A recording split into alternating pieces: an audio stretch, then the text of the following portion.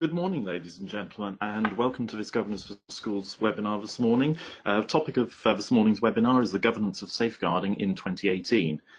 This is your webinar, so please feel free to ask questions at any stage. There is a question mark on your the toolbar, hopefully that you can see in front of you.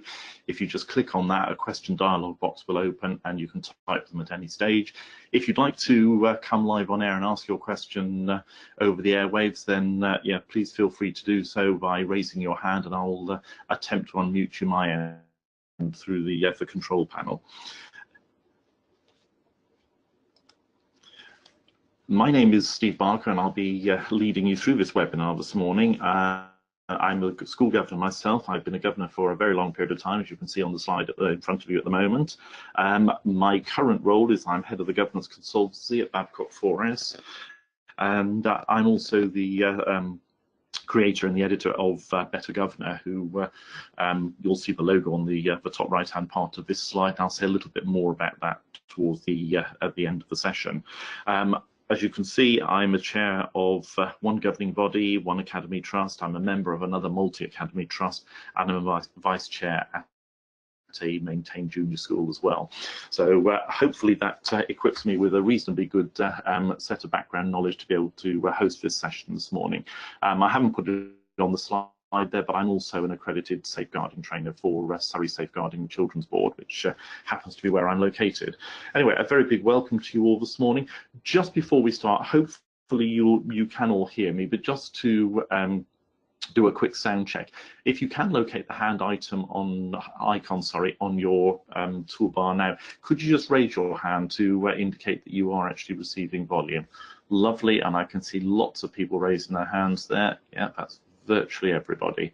That's good. We had a few gremlins in the system last time we ran a webinar. Not everybody could hear, but it looks like everyone's doing that. Right, I have the power to actually put all your hands down, so I'm going to do that now. So if anybody raises their hand in future, I'm going to assume that that means you want to come on live and ask your question. Just one last housekeeping point. The handout of the PowerPoint that I'm going to be using to sort of as the backdrop for the webinar this morning, that is available. Hopefully you can all see the document icon on your toolbar somewhere. Click on that at any time between now and the end of the webinar, and we'll certainly stay online for a few minutes at the end of the webinar this morning so that you can actually download that if you wish to. Okay, so let's get into business. Here we go. As far as the session is concerned this morning, as I say, it is your session, so please do feel free to ask questions and contribute at any stage. But certainly what I'm aiming to do is to reach a situation where we've certainly clarified an understanding of safeguarding specifically at the moment, and what does that mean in 2018 in terms of our role as school governors. And duties with regard to safeguarding are very much the same whether you're a governor in a maintained school or a trustee or anybody else involved in governance within an academy, free school, etc. And hopefully most of you will be aware that we've had a new publication of Keeping Children Safe in Education. That was published about 3 weeks ago now. Published in advance, it doesn't come into force until September, but again, this is a document, the key document really as far as safeguarding in schools is concerned. So we're going to spend a little bit of time just looking at some of the key changes reflected in that document as well. So first of all, just to kick off with a couple of definitions. The definitions here, safeguarding and child protection, for the most part, these terms are used interchangeably, and that's perfectly acceptable. The definition we've got here comes from a document called Working Together to Safeguard Children, which is a definitive text on safeguarding that applies to all providers of children's services. I've already mentioned Keeping Children Safe in Education. Clearly you can see by its title that refers to safeguarding purely in a school setting. The backdrop to that is the Working Together document, and that's where these definitions on the screen at the moment come from. And certainly when I'm actually providing training to school staff, excuse me, one of the things that we actually focus on is this idea that everybody understands the distinction that working together makes. So safeguarding is this overarching process which basically is aimed at protecting children. And you can see there that we've got four strands of that. The first one is about preventing children being harmed. So yeah, maltreatment is any kind of detriment that is actually caused to a child that impacts on their health and well-being and safety, of course. We also need to think about the fact that that definition actually extends into impairment of health or development. Health, hopefully most of us can actually relate to that. That obviously includes things like parents actually not taking their children to doctors, dentists, eye tests, that kind of thing, or not responding to any particular health symptoms a child may have. The development side of it's not quite so straightforward, because there, what we have to think about as governors is, are our schools as tuned into the idea that they should be monitoring children's development for signs that not just their personal development is actually being impaired, but possibly their social development, but of course also their academic development. Because if a parent is neglecting their child's academic development through whatever means, then clearly that's going to have an impact on that child's well-being on an ongoing basis. Third strand there is a little on the verbose side, but this basically is what we say to school staff: this is what your job is all about on a day-to-day basis. Now, of course, as governors, when we're visiting schools, it applies to us as well, and that's really the eyes and ears role of people in schools, volunteers as well as paid staff, to ensure that children are not displaying any signs at all that they may be unsafe, that they may not be being cared for in an effective manner. So staff in schools, those who are in schools on a regular basis, are trained to recognise those signs, those characteristics, those indicators, whatever you want to call them, that children may be unhappy, may be being the victims of abuse, neglect, etc. And then the last one, we always stress to staff, taking action to enable all children to have the best possible outcomes. For most staff in schools, that simply means if you spot anything related to the third bullet point above, if there's anything that concerns you as a member of staff, as a visitor, as a volunteer, then the thing to do is to report that to the designated safeguarding lead. There are people in schools for designated safeguarding leads and any deputies they may have. It's their specific job to perhaps consider all of the elements there and then make a decision about whether it warrants actually reporting through to the local social services and, or in the most extreme circumstances, the police. So those four bullet points there sum up what safeguarding is actually all about in school. And then the child protection line at the bottom there really is just making that distinction. There are some children who sadly do need specific protection because they are children who are either already suffering or likely to suffer from what's called in legal terms significant harm. So these will be children who are likely to be, or are already known to be, physically abused, sexually abused, emotionally abused, or perhaps the subject of extreme neglect by their parents. And child protection is all about identifying those very vulnerable children in our schools and ensuring that appropriate support is actually made available to them. So just a few definitions as the backdrop there. And next thing I wanted to do, I mean, certainly in my safeguarding training as a governor, but also that I do with school staff, it's very easy in certain parts of the country, certain towns, certain boroughs, etc., to think, oh, well, these aren't the kind of things that happen in my neighbourhood. They most certainly are, and I think there is a feeling at the moment in Britain, although safeguarding has a fairly high priority, quite rightly, that we don't know a huge amount of the detail. We don't actually know the full extent of the problem. And this photograph of an iceberg here is just supposed to be a little bit of a metaphor for that. What we know, it may not be the standard equation is that you can only see 10% of the iceberg. Whether that's true in this photograph or not, I'm not a good enough mathematician to work out. But the idea is that there's an awful lot of safeguarding we don't know about, which is why we always stress to schools, and the expectations that governors should be stressing to schools, we want to create that culture of vigilance. So everybody is always aware of what's happening in our schools. They're looking for changes in children and young people's behaviours that may potentially be an indicator that somebody is actually at risk. And just to give you a very quick overview of what the latest statistics say as far as safeguarding and child protection is concerned. the data on this slide in front of you now, four data sets here, they come from a combination of the Office for National Statistics and the Department for Education. The slide I've actually used, I've taken from the NSPCC website, because I think hopefully you'll agree it's yeah, quite a nice visual representation of what we're looking at here. The box on the top left, 11 million children under 18. Now, there's nothing derogatory in referring to young people as children. As far as the law is concerned, everybody is a child and entitled to child protection from a safeguarding perspective until they reach the age of 18. So that's the only reason we're using that title children there. So we've got 11 million under 18s in England. The statistics are only for England because, of course, other areas of the UK have their own education systems. And of those 11 million, there's 390,000 in 2017 who were actually in receipt of support from their local children's services social care provider. If you want to do the quick math on that, that's roughly 3.6%. So if you equate that to the average school of 200 pupils, say, that's 7 pupils. Now that's in a small school. Now, as governors, you may not be fully aware, but it'd be an interesting question to ask. We don't want to know their names, but do you know how many children are subject to child protection plans or receiving support from social care in some form or other in your school? The number might surprise you, and if anybody comes back and says the number's 0, that may well be the case, but it's always worth asking, how do we know that that culture of vigilance that I mentioned a few moments ago does exist in the school, and the staff are alert to all of those potential indicators that abuse and neglect may be taking place. Next statistic on the bottom left quadrant there, in excess of 51,000 children in England were actually identified needing protection from abuse last year. That's an awful lot of children and young people, isn't it? And yeah, we're not talking of neglect here, this is pure abuse.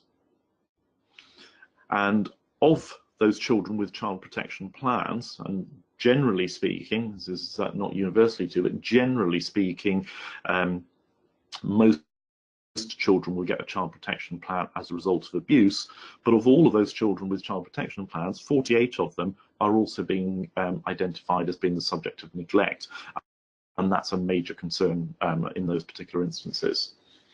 I've got a comment come through here from Philip. Thank you, Philip, that's kind of you. Sorry, and for some reason the questions have just decided to play silly waltzes with me. Forgive me, so I can't read the end of it. Here we go, I've just rebooted it. So Philip's saying that in his school we've got 7 children on child protection plan and 3 looked after children, plus others with support from third parties. Well, that's great that you know that, Philip, and obviously as we go through the session, hopefully we'll pick up on how, as governors, we ensure that the needs of all of those children, wherever they're coming from, in terms of their level of need, how those are actually being met in our school. But thanks for that comment, Philip. Okay, let's move on. There's got a poll here. I mean, obviously there are lots of reasons why children may be in need of support, but the first poll I want to actually launch this morning with you is really just to get you to think about, do you know what the main causes of concern are relating to safeguarding in your school or academy? So I'm going to launch the poll now, and it's a multiple choice one. Sorry, I've launched the wrong poll, excuse me there.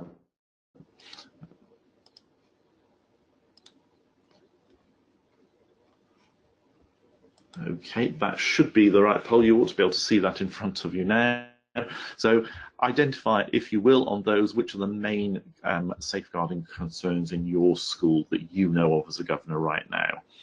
I can see we've got 1 or 2 people voted, so have a quick scan down that list and then make your decisions, please, if you will.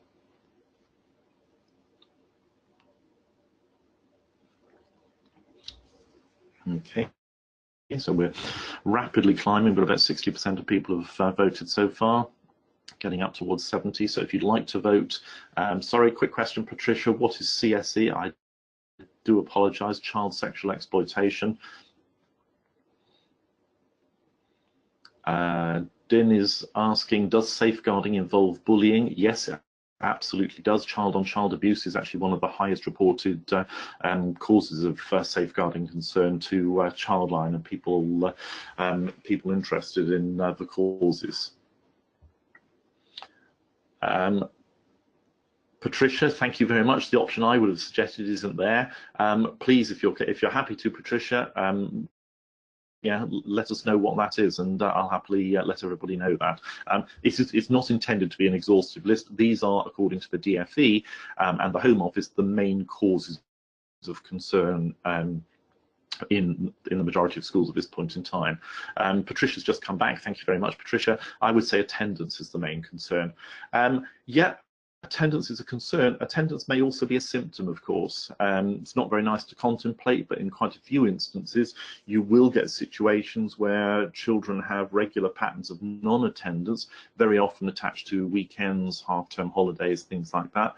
And there is a huge correlation, sadly, between that and children being physically abused, because parents who do deliberately set out to abuse their children in a physical way, and that does happen, very often keep their children away from school until the most obvious signs of the outward signs, that is, of that abuse have actually diminished a little bit. So yeah, attendance can be a cause for concern, of course, but as I say, very often it's a symptom that's perhaps masking some other deeper rooted safeguarding concern. Okay, I'm assuming everybody's voted who wants to now, so I'm going to close that poll and share the results of that with you. So you ought to be able to see that that bar chart up on the screen now, and you can see that 55% of people said that domestic abuse was one of the key concerns for them. 10% child sexual exploitation. E-safety, 53. Yeah, not a huge surprise. There are lots being said about that at the moment, of course. Only 10% radicalisation, and that's an interesting one. Now, of course, the prevent duty and what that means in terms of schools should be high on all our agendas at the moment. And I just wonder on that, is it not high on the list of concerns because we know it's not an issue in our schools, or is the focus not where it should be in our schools? An interesting question perhaps for governors to go back to school and pose there. And the last one there, impact of gang activity. That's becoming a huge issue in a lot of schools now.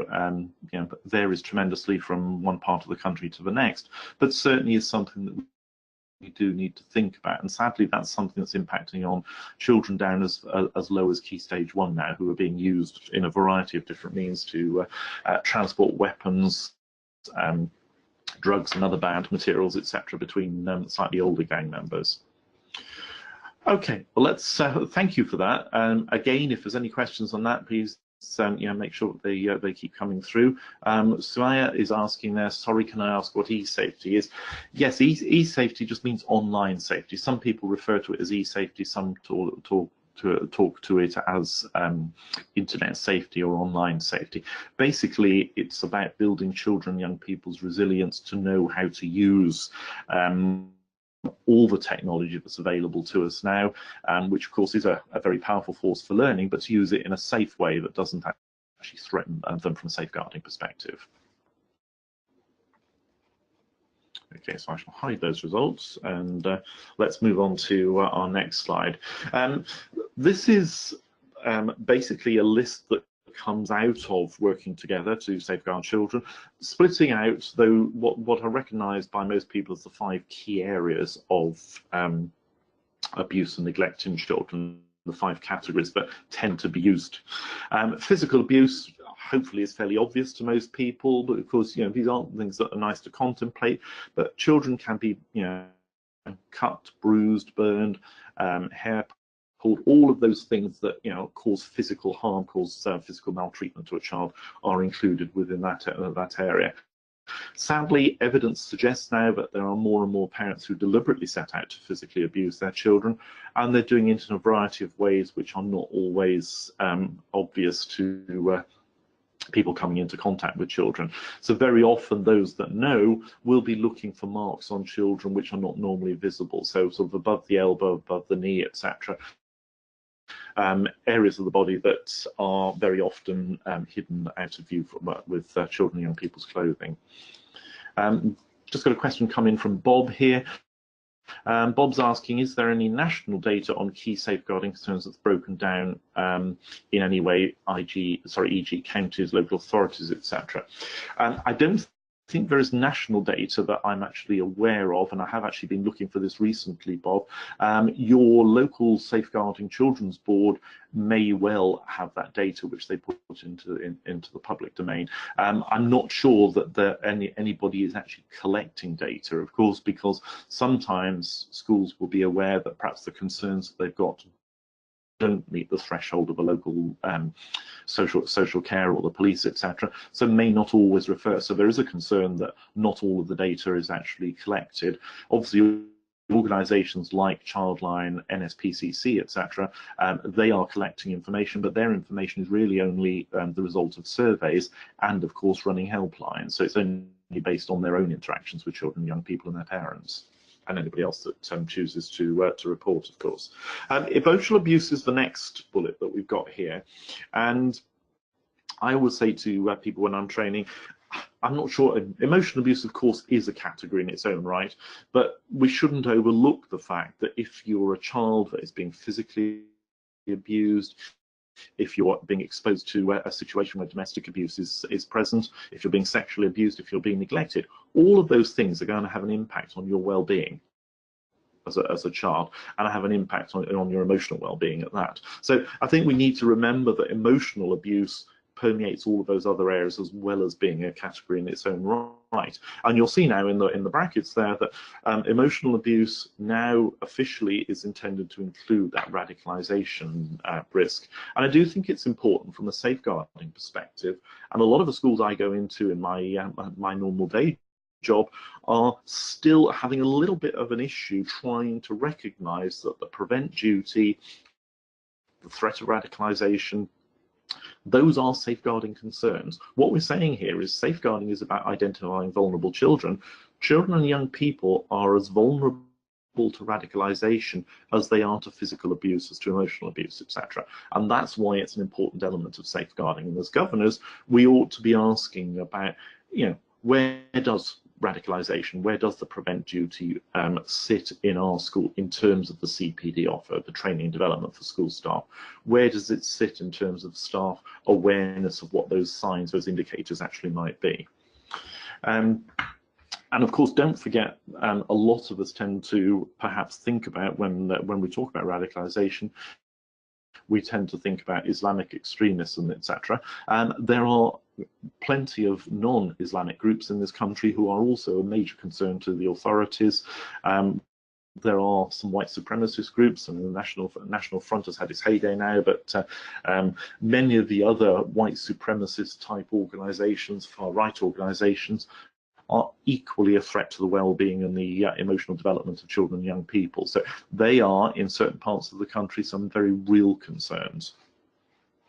Domestic abuse, sadly, is on the increase, and again, please don't think I'm trying to make light of this, but today is a hugely significant day as far as social care and the police are concerned in terms of their safeguarding role, and that is that, but purely and simply, whenever England play football, there is a spike in domestic abuse. It's actually a spike in domestic violence, and clearly that's because of the emotional connection, but also because of the connection with alcohol consumption when England are playing football. And whatever the outcome of tonight's game might be, I have to say I'm not declaring an interest here because I'm not a football fan, but whatever the outcome tonight might be, there will be some issues tonight for some very vulnerable children, unfortunately, and that's quite a salutary thought, I think. Sexual abuse, key thing to remember here as governors is sexual abuse isn't just physically abusing children in a sexual way. It includes exposing children to inappropriate language and inappropriate material as well. So that's clearly something that links into e-safety, and we had a question about e-safety a little bit earlier. Are we ensuring that children and young people in our schools understand the risks associated with using mobile phones, with using tablets, having access to the internet, etc.? Many of you will be aware of the what's called sexting, sending explicit photographs of each other to members of the opposite sex or the same sex. Many children and young people now, research has shown, do not understand the risks of that. Yeah, when it's a nice cozy relationship, it may seem a harmless activity, and in fact research shows it absolutely is perceived as being harmless, but I think most people will realise that there is a very sinister side to it as well. And then lastly, we've got neglect here. Neglect is probably the area of safeguarding that most school staff will have come across on the most regular basis. And this, of course, includes everything from children who are coming to school unwashed, unfed, unhydrated, etc., and generally having their physiological needs not met particularly well. It also, of course, includes neglect of those developmental issues I mentioned right at the start of the session. So where parents are not engaged in their children's education, where parents aren't engaged or switched on or don't have the parenting skills to know how to communicate with their children, to respond when their children are ill, etc. All of those are potential indicators of neglect. Okay, as far as governing body duties are concerned, then just to actually put that into context, compliance is a key issue in quite a lot of areas of governance, of course, but safeguarding particularly, we need to be mindful that our schools are in fact compliant with their duties. One of those is to ensure that there's a key member of staff on the leadership team who's actually got the overall responsibility for safeguarding. And of course, we tend to refer to them as being the designated safeguarding lead. Depending on the size of your school, then you would expect there to be certainly a deputy DSL and possibly even a team of designated safeguarding leads as well. And it's their responsibility for receiving those concerns from parents, carers, but predominantly from members of staff and volunteers in school. And of course, the other area that we have a responsibility for as governors is actually ensuring that policies and procedures are in place. Now, policies are important, of course they are, but from my perspective, I like to be a little bit more pragmatic than that. That a policy is not worth the paper it's written on or the computer screen it's actually housed on if it's not being lived and breathed in schools. And I think we need to be very aware as governors that a policy does not evidence the fact that children are safe or unsafe in school. It is only the implementation of that policy and the ability to be able to evidence that staff in that school are living out their responsibilities under that policy on a day-to-day basis.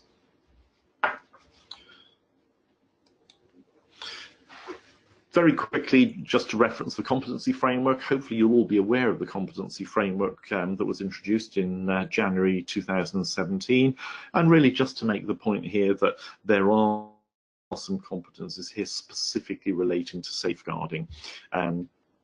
Everybody on the board or the governing body has to know about the duties relating to safeguarding, and there's a very specific intended role there for not just for chair but for another individual, that can be anybody, to understand all of the requirements for safeguarding, including, and you'll see the prevent duty mentioned there in that knowledge section within the orange band. Chair at the bottom has an overriding responsibility as the leader of the governing body to ensure that the governing body does actually engage in its own professional development, and that does include training that's appropriate for meeting the safeguarding needs and understanding of schools, of course.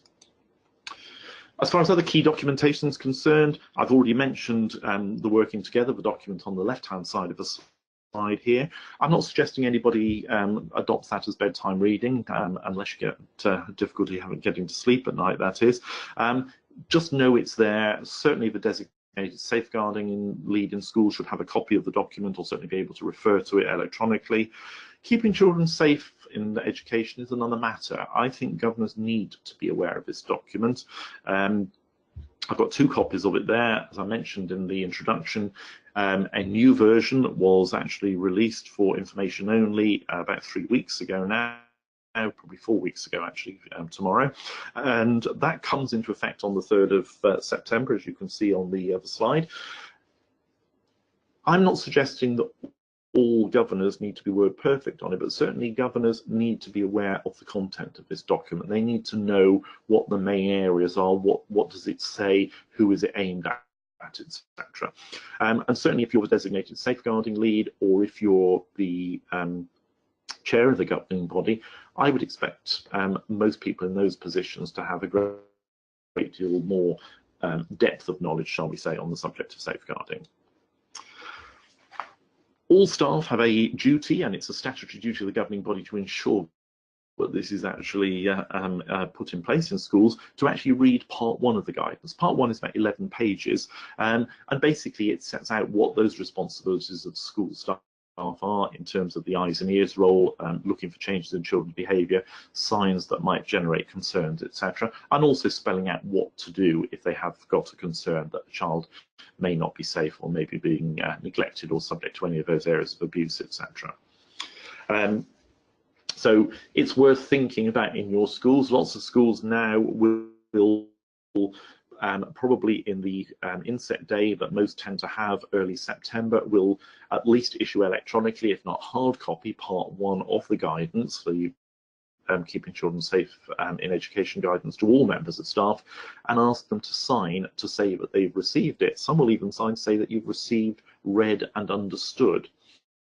Now, as governors, quite how we know whether people have really understood it is a matter for asking 1 or 2 questions, I would suggest.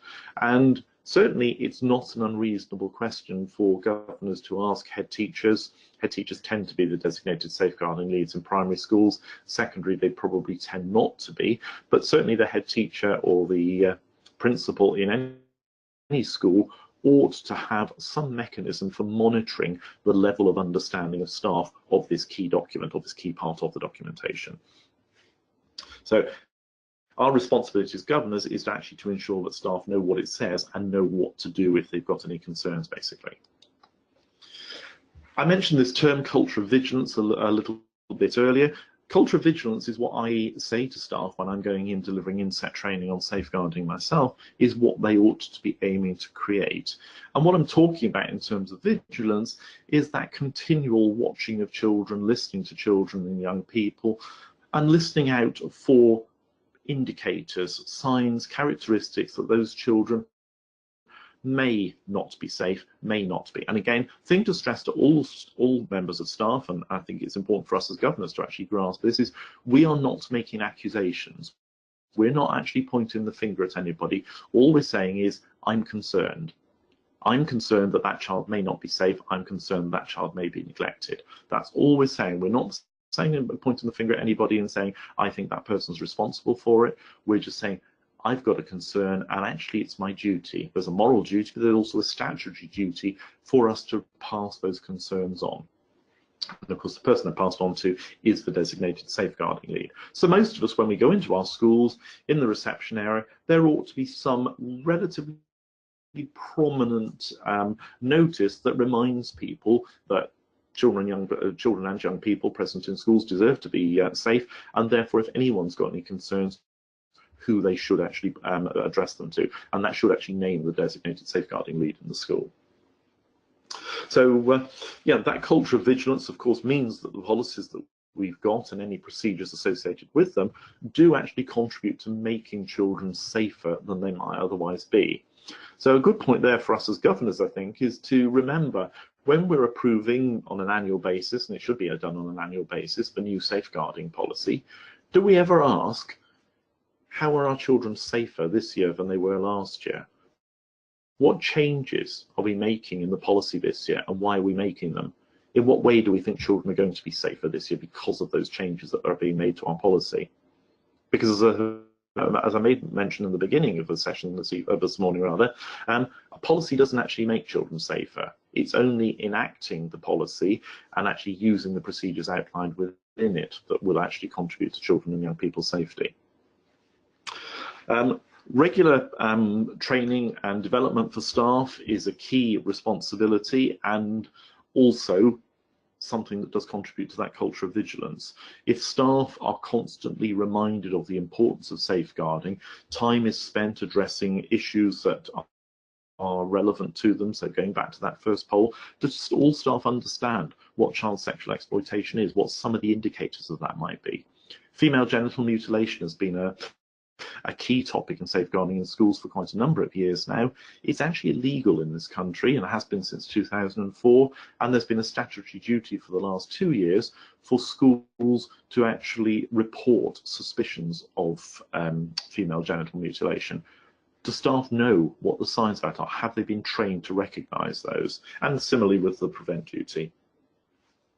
All of us should be ensuring that whatever induction procedures are actually in place in our school for new staff, that those do include a thorough and rigorous taking staff through what the school's procedures are for safeguarding, but also making sure that new staff understand what safeguarding is, and particularly what the context of safeguarding is in our schools. And of course, then we have to think about, how do we know? Well, we know through monitoring. And as governors, we should expect the monitoring that the school is doing to be shared with us. Not in terms of identifying individual children, of course, but certainly what are the trends in our school? What are the sort of things that are being referred to the designated safeguarding lead? What are the kind of things that are then being referred on to social care, and in some circumstances the police as well? And what's the school doing to counter those?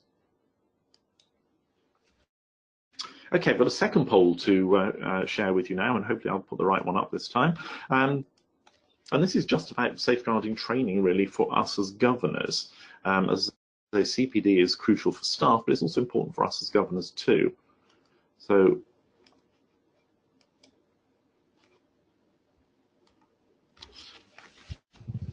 there is the poll. So when did your governing body last refresh your safeguarding training?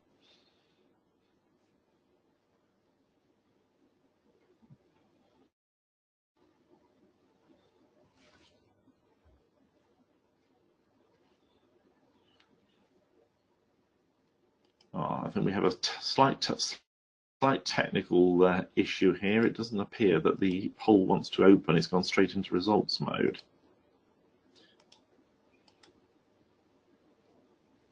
No, it doesn't look as if we're going to do that, folks. Sorry, not quite sure what the issue is there. Well, okay, let's maybe take that on a reflection basis then. In that case, I'll hide the results and go back to just leaving that screen up there. Just think about for a moment or two, when did you last personally, individually engage in training on safeguarding?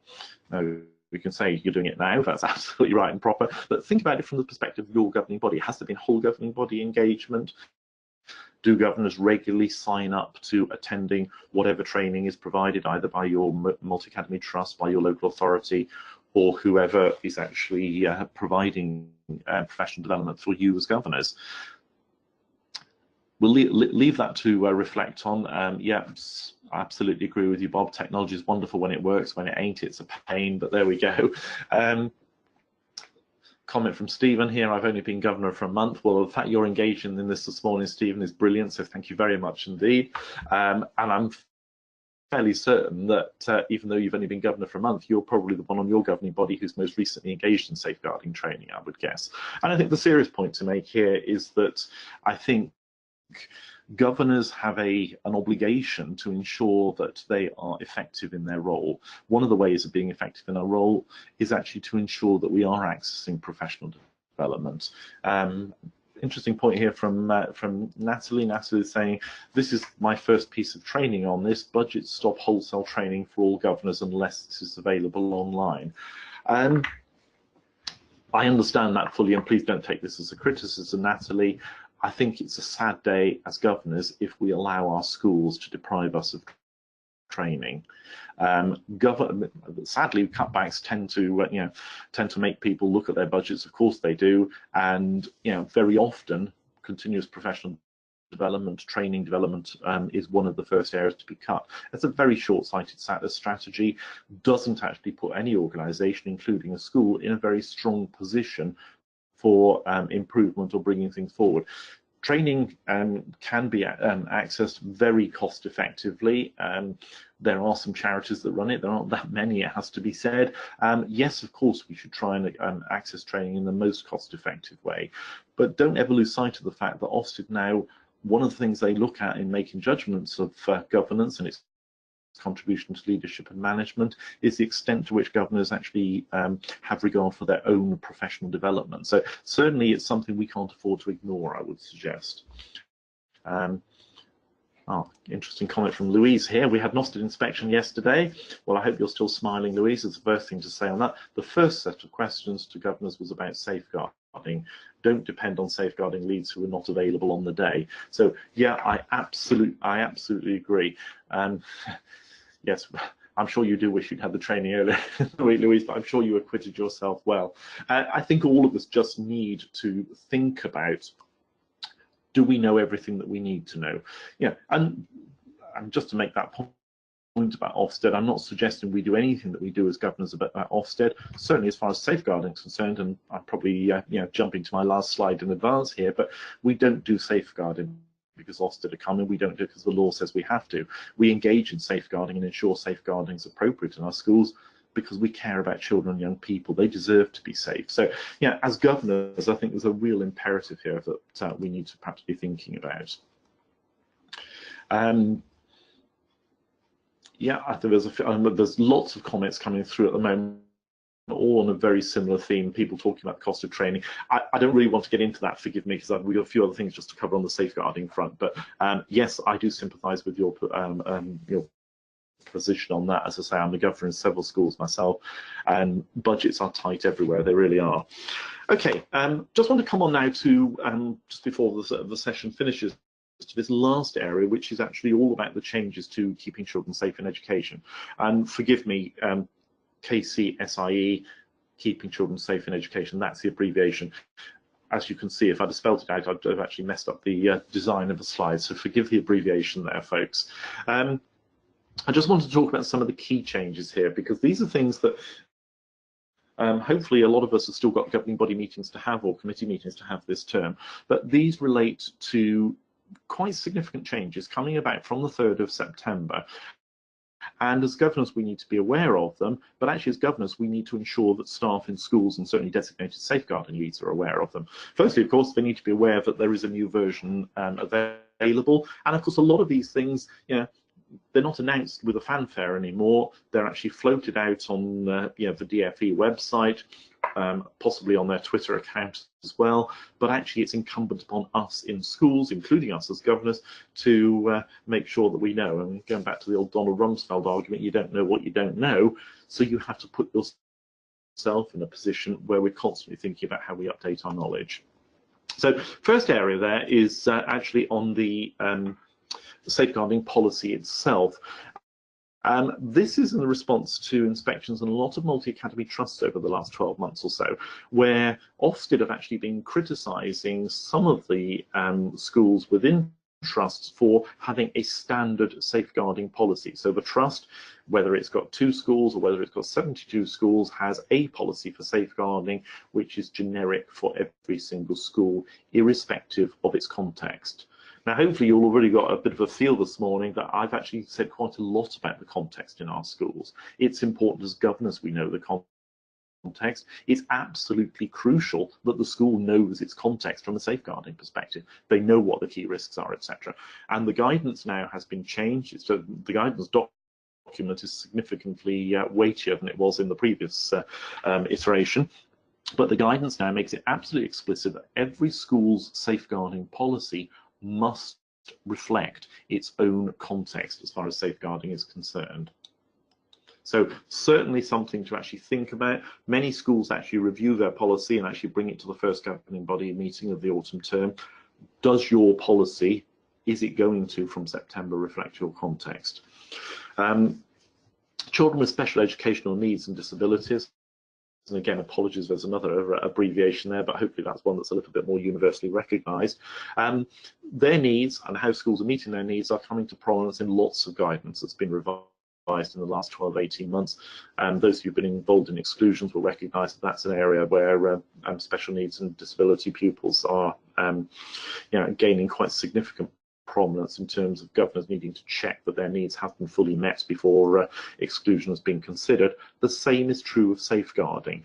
And there's one section which particularly resonated with me.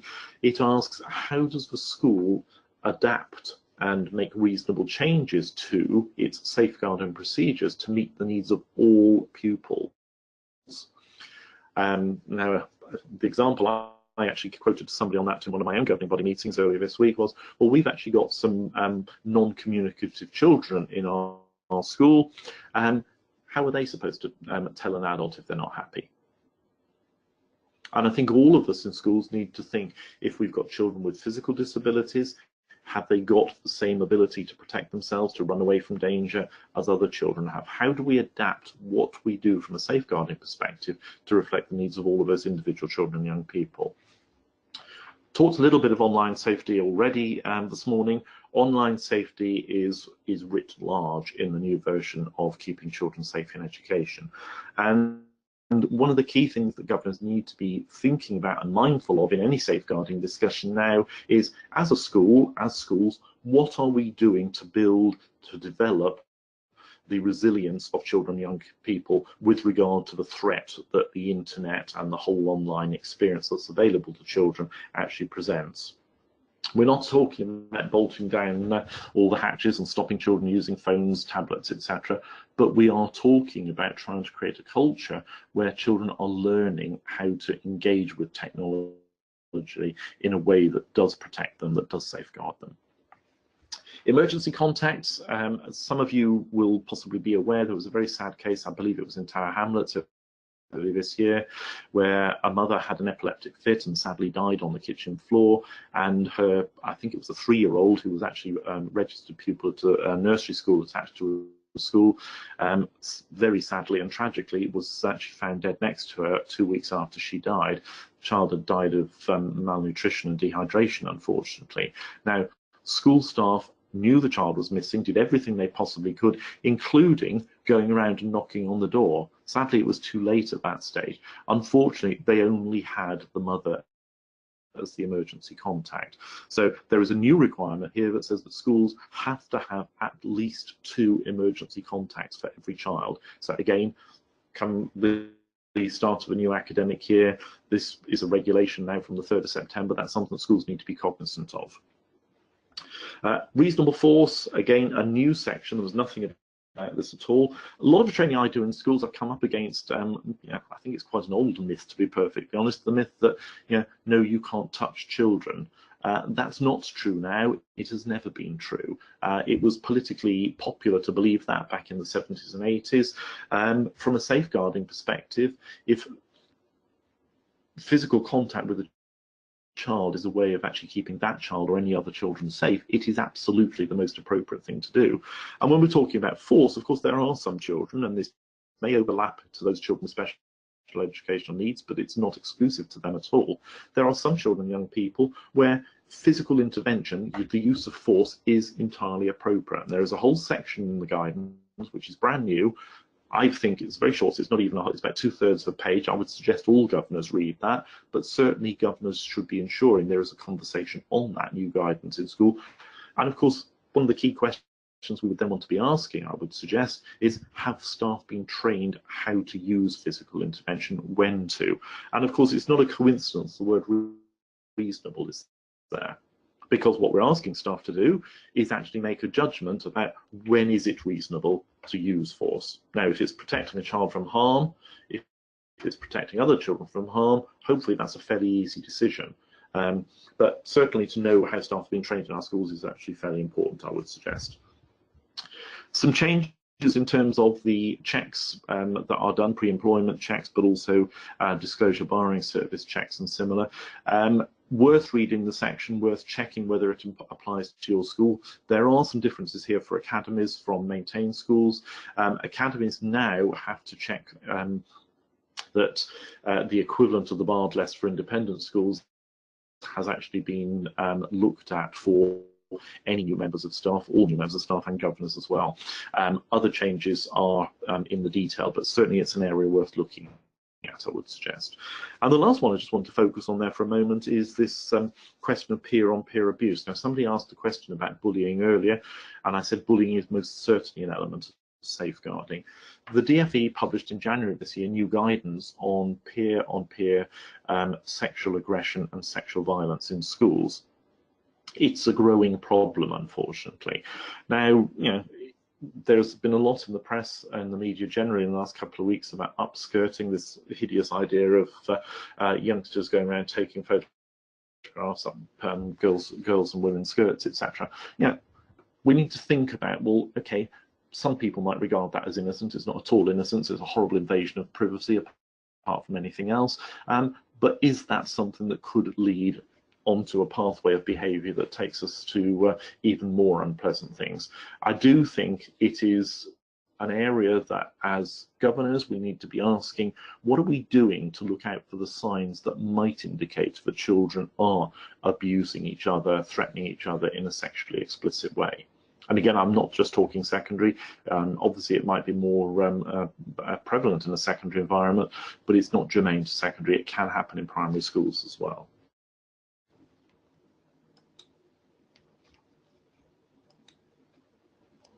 Oh, sorry, 2 slides in one go there.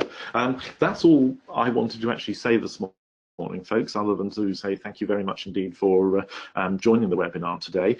I've preempted this slide already, so I should just leave that as a backdrop whilst I talk. If you have any questions, now is the time to ask those. If there are any left that haven't been addressed this morning, if there's anything you thought I would be talking about which I haven't, please do let me know that now, and I'll be very happy to address that. Philip has actually put something on here. Will we receive a copy of this recording? Yes, Philip, my understanding is the recordings are retained from by Governors for Schools, and that will go up on their website probably early part of next week, I would suggest. Philip then goes on to say, our local authority haven't communicated these changes to our school at all, so I feel this part would be vital to show senior management team. Well, that's great, and if we've actually been of service, as Philip, I'm delighted to hear that. Again, lots of, I don't know where you are, Philip, but lots of local authorities now have been the subject of significant cutbacks themselves, and of course one of the things that tends to go is governance support, all kinds of support for school. A lot of teams in governor services have been decimated as a result of cuts, and they just haven't got the manpower to do that anymore. But as I say, it does come down to this idea that we are now expected to go out there and find out what's happening ourselves. Accessing webinars like this is a great way of doing it. If I may, that just leads me on to the only other thing I wanted to say to you this morning was, I mentioned Better Governor. I'm the editor of Better Governor. Better Governor is a free service. For the most part, it's free to all governors to actually read the articles. We publish articles on a very regular basis. There is a subscription service that schools can buy into, but it's an incredibly cost-effective one. But anybody can register for free. So if you haven't already registered, on that last slide there, www.bettergovernor.co.uk, we probably 2-3 times a week put updates on what's going on. So, for example, a couple of weeks ago, it'll be a couple of weeks on Friday, Department for Education updated all of the requirements on statutory information that schools must publish on their websites. There's a huge raft of statutory information there on safeguarding. We wrote 2 articles this week, one last week, one on the maintained schools' responsibilities, and one this week on academies' responsibilities. So our aim on Better Governor is to keep governors up to speed. Our tagline, as you can see on the screen there, is what you need to know when you need to know it. So we do filter out all the bits about education that we don't think are crucial for governors to know, but we do tell you the things that we believe you need to know. So one way, if your local authority is not actually providing information to and not able to, sign up to Better Governor, and that's a way of doing it. Couple of other questions coming through here. Sans is actually saying, I have only attended meetings during the evening and have no chance to engage with staff over this subject. As a governor, should I be making more of an effort to see these policies are actually being implemented? That's a great question. I mean, far be it from me to tell you to increase your effort. I thought that'd be quite rude on my part, but simple answer is, yeah. I mean, you don't need to do it by going into school. I mean, I would suggest that all governors ought to be able to maybe give half a day to their school year. And if you're the safeguarding governor, Sans, then I think maybe a thing to do would be to actually go in. But you can have a look at the school policy. It ought to be online anyway, but certainly as governors, you have to have access to it. So have a look at your policy. Maybe send an email to a designated safeguarding lead. I mean, if you're not able to get into the school on a regular basis, it doesn't stop us being effective as governors, ask them how they ensure that children are safe in school. What do they do to monitor the policy? What do they do to monitor that staff understand the policy and are acting on it? Question here from Javina, any tips on what signs to look out for re peer-to-peer abuse? And again, it will depend on the children and young people concerned. The guidance is actually relatively short, it's a good read, but some of the indicators that certainly in training we talk to staff about are really any changes in child's behaviour could be an indicator of abuse. So changing friendship circles, getting more withdrawn, perhaps real sort of mood changes, that kind of thing. For some, of course, some children will disclose, they will actually tell you, they'll tell a member of staff what's happened to them. But staff are trained to know what to look out for. So, a whole group of people around one other person is, not pleasant, whatever it is. It may not be peer-to-peer abuse, but it may be. And I think what we need to do is alert staff to, some of the signs that they should be looking out for. So I'm just going to a couple more comments here. And Philip, it makes it increasingly difficult to stay as a small maintained school. We rely on the LA guidance. There are lots of other places. I mean, Governors for Schools has got a lot of e-learning which is accessible to all. So have a look at that. Have a look at Better Governor. Have a look at there are plenty of other providers out there who will offer services. They're not free.